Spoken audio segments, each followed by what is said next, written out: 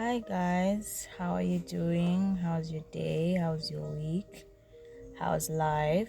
How are you?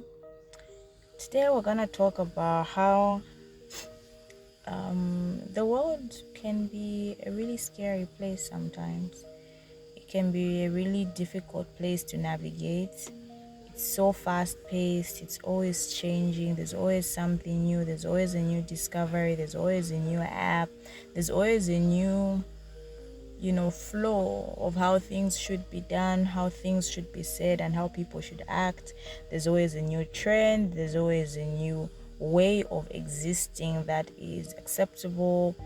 And sometimes it can really be overwhelming, especially when you're still trying to figure out who you are and who you're meant to be and where you're going to go and how you're going to survive and how you're going to make it in life.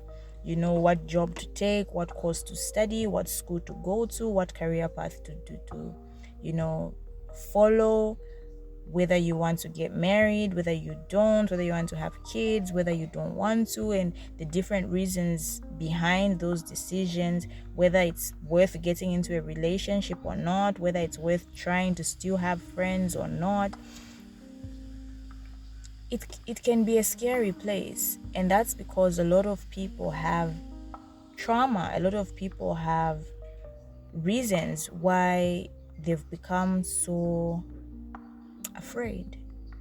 I think we don't talk about the fact that sometimes existing in this world can be very scary. We're hearing about so many things that are going on in the world, so many unfortunate happenings all over the world. People are suffering, people are being abused. A lot is going on continuously. And I think sometimes it's okay to pause and accept that maybe right now I'm a little bit scared and I don't really have anyone to talk to. Everybody around me is just telling me, look, you've turned 18, you're an adult, get up, do you, find how you're going to survive in this world. But honestly, at 18, you're still a kid. You're still a kid. Even at 25, you're still trying to figure life out. Heck, even at 30, you're still unsure about certain things in life, and you're expected to just get it. Now, if you have, that's great, and it's really kudos to you. But if you haven't and you're honestly giving it your best, you're trying, you're working hard, you're doing what needs to be done, and sometimes it's just not working, sometimes it can be really scary to admit that it's not. The inverse of that is true. There are people who peak really quickly, and by the time you're 35, 38, 40, everything's crumbled. You've got a divorce, you've got debts, maybe you've been laid off from work, and things are just spiraling out of control, and you're in this space where you've had it all and then you've lost it.